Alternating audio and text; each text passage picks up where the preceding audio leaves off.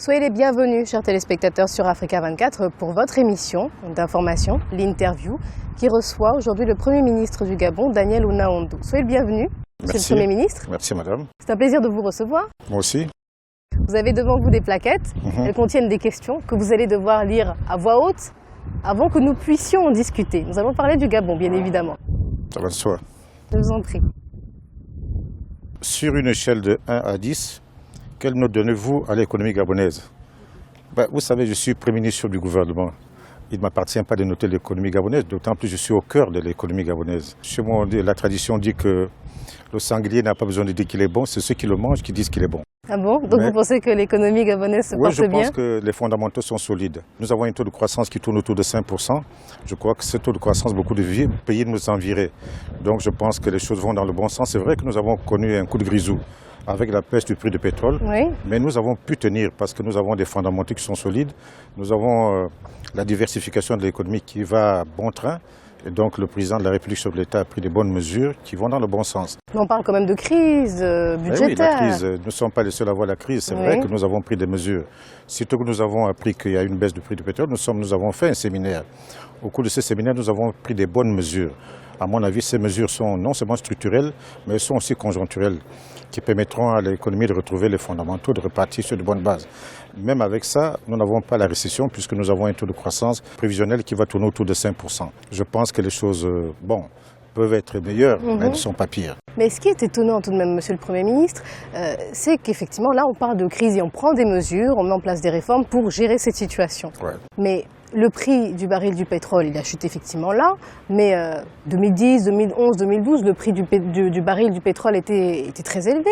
À quoi a-t-il servi? Il a servi au budget de l'État, puisque si vous avez parcouru le Gabon, vous allez voir qu'il y a des investissements, compte tenu du plan stratégique Gabon émergent, il y a des investissements qui sont en cours. Donc cet argent n'a pas servi à rien, mais il a servi à développer l'économie gabonaise. Je pense en matière de routes, en matière d'hôpitaux, je crois qu'aujourd'hui le Gabon a fait vraiment de gros efforts. Malheureusement, ces efforts sont méconnus parce que nous ne faisons pas suffisamment de publicité sur ces investissements. Pourquoi donc? Vous savez, on préfère que d'autres personnes parlent de nous. Moi, je vois les médias internationaux dire que tout ne va pas au Gabon, mais c'est absolument faux. Si vous allez au Vendo, vous allez trouver un nouvel hôpital. Le nouvel hôpital Jeanne Bourri est en train d'être reconstruit. Vous allez à Kanda, vous allez voir un nouvel hôpital. L'hôpital militaire est là.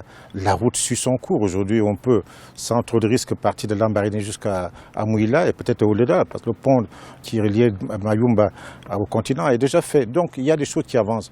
On dit que Paris ne s'est pas fait en un jour, il en est le même pour le Gabon. Il y a beaucoup d'eau qui ont coulé sur le pont de l'Ogooué depuis que le président ait accédé à la magistrature suprême. Pour le Gabon, ce n'est pas suffisant. Avec les ressources qu'a le Gabon, on aurait pu faire plus. On peut toujours faire plus. De toute façon, je ne peux pas. L'erreur est humaine. Je ne suis pas sûr qu'on ait fait que des bonnes choses. Mais je crois que c'est dans la bonne direction. Le plan que le chef d'État a adopté, les mesures qu'il a adoptées, les réformes qu'il a adoptées ont bougé l'établissement. C'est vrai que ça n'arrange personne, mais je crois que ça va dans le bon sens. Le président a pour ambition de faire du Gabon un pays émergent à l'horizon de 2025, qu'on laisse qu'il travaille et vous verrez les résultats. Vous estimez que vous êtes bien parti? Oui, je pense. Ouais. Plaquette suivante, s'il vous plaît, Monsieur le Premier ministre. Le monde de l'éducation manifeste régulièrement. Quelle est votre réponse aux doléances exprimées? Je vous remercie pour cette question. Le monde de l'éducation, depuis, comme on dit chez nous, Kala, il est en ébullition. Ça ne date pas d'aujourd'hui, parce que les cahiers de charges se sont entassés. Depuis que je suis là, le monde de l'éducation a présenté 3 doléances. Ils ont voulu qu'on paye un certain nombre de choses qu'on avait. On a fait. Le gouvernement a pris le taureau par les cornes et nous l'avons payé. Mais il reste une revendication fondamentale, c'est le problème des rémunérations. Maintenant, ils ont des revendications qui sont au-delà de ce qu'on peut donner. Parce que nous avons une réforme aujourd'hui qui est une réforme structurelle. Il faut faire le système de rémunération. Ça rentre dans les projections que le chef d'État a mises en place. Donc cette réforme est en cours. Une partie des syndicats sont dans cette réforme. Ce que je peux vous dire, que nous les invitons à revenir à la table de négociation. Nous avons dû prendre des mesures qui sont des mesures qui ne sont pas des mesures pour les pénaliser. C'était pour reprendre le dossier par le bon bout. Nous avons suspendu... Par exemple, les salaires mis sur bon de caisse. Les salaires sur bon de caisse, ce n'était pas pour pénaliser Vous pensez que ça ne pénalise pas? Non, je peux vous le dire. Ça nous a permis d'abord de connaître le nombre d'enseignants qui travaillent et ceux qui ne travaillent pas. Et au détour de cette décision, nous avons constaté qu'il y a beaucoup de fraude. Il y a des gens qui ne sont pas au Gabon qui touchent des salaires. Il y a des gens qui sont malades qui touchent des salaires. Il y a des gens qui ne sont même pas dans le secteur éducatif qui touchent des salaires. Donc ça nous a permis de revoir un peu les choses. Et peut-être ça va dans la bonne gouvernance parce que les choses ont été mises à plat. Bon, c'est vrai que ça a gêné un certain nombre d'enseignants parce que quand vous avez un salaire sur bon de caisse, il faut dire au détour que c'est un moyen de paiement. Quand vous avez un salaire sur bon de caisse, vous ne pouvez plus aller à la banque et ainsi de suite. Vous ne pouvez pas avoir de crédit. Vous êtes obligé d'aller déposer. Mais ce n'est que conjoncturel. Dès le mois prochain, les choses seraient mises à l'état pour les gens qui travaillent. Il y a aussi effectivement un problème d'emploi. Il y a le programme lié à la société Olam qui propose, qui permet aux agriculteurs de pouvoir apprendre des techniques et développer leur activité. Qu'est-ce que vous en pensez de ce programme? Mais je crois que c'est un bon programme. Parce que quand nous avons eu le coup de grisou dont je vous ai parlé, la baisse de recettes pétrolières, le président a tenu à donner des orientations. La première orientation, c'est de faire en sorte qu'on ne touche pas à tout ce qui concerne l'investissement humain. C'est-à-dire qu'on doit faire en sorte que les gens qui sont pauvres, parce que vous savez, il y a eu le rapport McKinsey, puissent trouver des revenus. Et le programme Graines rentre dans le cadre des activités génératrices de revenus. Je crois qu'il touche au plus profond des Gabonais. Donc je crois que c'est un bon programme. Et il a cours aujourd'hui, il a commencé à Makoko, il va se poursuivre dans le Roulentem et dans l'ensemble du Gabon.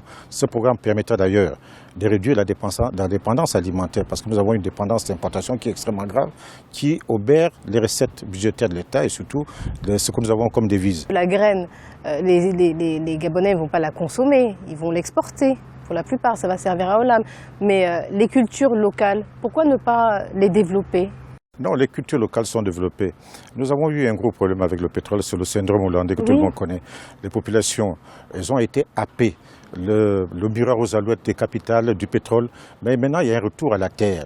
Et je crois que dans le programme aujourd'hui, vous avez Libreville, c'est 60% de la population. Donc le retour à la terre, c'est une des préoccupations fondamentales du chef de l'État. Parce que pour faire en sorte que les gens vivent, parce qu'aujourd'hui, avec la population que nous avons un dépeuplement de l'arrière-pays. Maintenant, il faut amener les gens à repartir à l'intérieur du pays pour s'occuper de la terre. Parce que là, par exemple, ceux qui vont s'impliquer dans le programme Graines vont être formés, vont être accompagnés. Ça va de soi, ouais. Mais ceux qui décident que non, je ne veux pas cultiver cela, mais je veux cultiver du manioc, par exemple, ils seront accompagnés. Ah oui, mais naturellement. Vous savez, il y a le ministère de l'Agriculture. Il n'a jamais été dit que le ministère de l'Agriculture sera dépouillé de ses prérogatives. Oui, parce que là, il n'est pas en charge de ce... Ah non, il n'est pas en charge, il est en partie en charge, pas complètement dépouillé. Pourquoi il n'est pas totalement et entièrement? Non, on l'a mis au ministère de l'Économie, ce n'est pas pour décharger le ministère. Parce qu'il y a la notion de PPP, la notion de partenariat public-privé, c'est tout. On va terminer avec la question Joker qui vient conclure cette interview. On va parler forcément de la vie politique de l'opposition. Ouais. Quel regard portez-vous sur cette opposition que certains jugent de plus en plus radicale, de plus en plus mobilisée, notamment ces 2 dernières années. On a vu des personnes qui faisaient partie d'anciens gouvernements au Gabon qui sont passées dans l'opposition. On a vu des grandes figures se rassembler, s'exprimer au Gabon, à l'étranger, essayer de fédérer. Comment gérez-vous ce phénomène? Mais quand on dit démocratie, on vous dit naturellement il y a la majorité et l'opposition. Nous ne sommes pas gênés par l'opposition. Le président a pris un certain nombre de mesures qui vont dans le sens de la mise en place d'un processus de démocratie dans notre pays. Nous avons revu la loi qui fait en sorte que quand on est exclu d'un parti, ce n'est pas vitas aeternam. Donc on peut se remettre dans un autre parti. Nous avons réhabilité l'Union nationale. Nous avons créé le Conseil national de la démocratie pour permettre un espace de corps de garde où tout le monde puisse... Donc il y a un espace qui doit permettre à l'opposition de s'exprimer. Donc l'opposition est libre d'aller en France, est libre de s'exercer ici, parce que c'est ça aussi le principe de la démocratie. Mais la démocratie n'est pas l'abbaye des Thélème où fait ce que voudra. Bien sûr, il y a des lois et des règlements en vigueur dans notre pays. Donc nous reprouvons la violence. Oui. Nous pensons que la violence n'est pas démise dans notre pays, d'autant plus que dans la tradition gabonaise, la paix a toujours été un des fondamentaux de la vie politique de notre pays. L'une des figures de cette opposition, André Mbaobam, est décédé. Comment avez-vous vécu ce moment qui n'a pas été facile à vivre pour les Gabonais? Oui, André Bobam, c'est une figure de proue de la vie politique gabonaise. Il a consacré une bonne partie de sa vie à la politique. Donc naturellement, nous présenterons nos condoléances à la famille qui est pleurée, mais il est évident que nous déplorons les violences qui ont suivi. Le gouvernement gabonais a condamné avec la plus grande fermeté ces violences, parce que la violence n'apporte rien. Et l'ambassade, par exemple, du Bénin qui a brûlé. L'ambassade a été brûlée. Je crois que les gens qui ont brûlé l'ambassade ne connaissent pas toutes les conséquences de cet acte, qui est un acte inadmissible. Nous allons faire des enquêtes pour trouver, débusquer ceux qui ont brûlé l'ambassade. Naturellement, nous allons protéger les personnes, et bien surtout les nationalités étrangères. Le président Bongo disait, les étrangers nous apportent leur savoir-faire, nous on leur apporte notre amitié. Dans ce pays qui est un pays de paix où les nationalités vivent en commun accord, il est hors de question que les nationalités soient en danger. Est-ce qu'elle vous fait peur, cette opposition, quelque part? Elle s'exprime tous les jours. Elle publie des communiqués tous les jours. Elle dresse un portrait du Gabon qui n'est pas flatteur à l'étranger. C'est ça le risque, parce que des actes qu'on pose peuvent nuire à la stabilité d'un pays. Quand on fait une mauvaise publicité d'un pays, je crois que tout peut se dire et se contredire dans le respect de l'autre. On voit dans les réseaux sociaux, on voit dans la presse écrite, on voit dans ce qui est dit par l'opposition. Je crois qu'il n'est pas sain qu'on dépasse une certaine ligne jaune. Parce que cette ligne jaune, si on met la chienlit au Gabon, ça ne profitera à personne. Aujourd'hui, cette opposition-là, elle ne nous fait pas peur. C'est normal, vous savez que pour faire un bon match de boxe, il faut qu'il y ait deux partenaires. Mais là, ça nous invite, nous, du côté du pouvoir, à nous préparer à affronter cette opposition. Pour savoir si l'opposition est forte, c'est pendant les élections, rien d'autre.